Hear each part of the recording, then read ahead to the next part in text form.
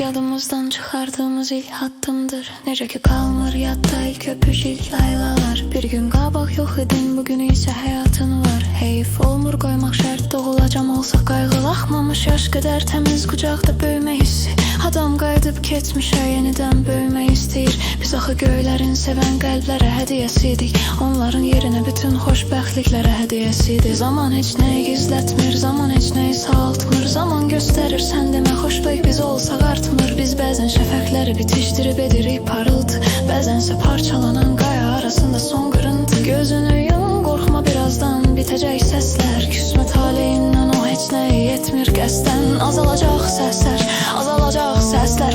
Validin sayı azaldıqca azalacaq səslər. Hey, niyə çıxdıq yola biz? Dəli olub bu dəniz.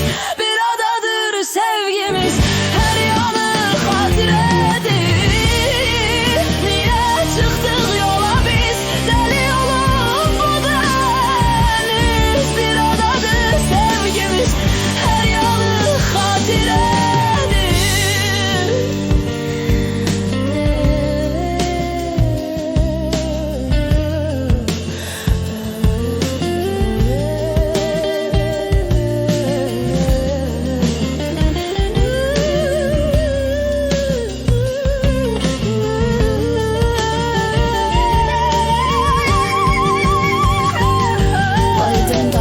Dəriyə hopmuş yaralar kimidir. Ağrılar qalsa da keçmişdə nəticə göz önündədir. Bugün ən uzaq vaxtlardan yapışacaq ayaqlardan. Bu sevgili deyil ki dərd verən nə deyəsən səhv özündədir. Seçim olmur heç kimdə, kimsə doğulur cir içində. Kimsə nazir ailəsində var dövlət mülk içində. Kimsə son anda abort etməyən tək anayla. Kimsə sevgi ocağında həyatı bənzəyir bəlkə nağa. Analar var qalıb baş-başaya, digar baş daşıyıb. Ömründən kəsib böyütdüyü övlad əvəz olunub baş daşıyıb. Uşaqlar var valideyn əvəzi böyüyüb qardaşıyla. Doğmalaşıb artıq soyuq küçədəki hər daşıyla. Gecədən qalma yaşı ilə səhər məktəbə getmək. Çətin idi özgələrdən qayğı tələb etmək. Çətin idi xoşbəxtlərin arasında qarışıb azmaq. Çətin idi mənim ailəm mövzusunda inşa yazmaq. Hey, niyə çıxdıq yola?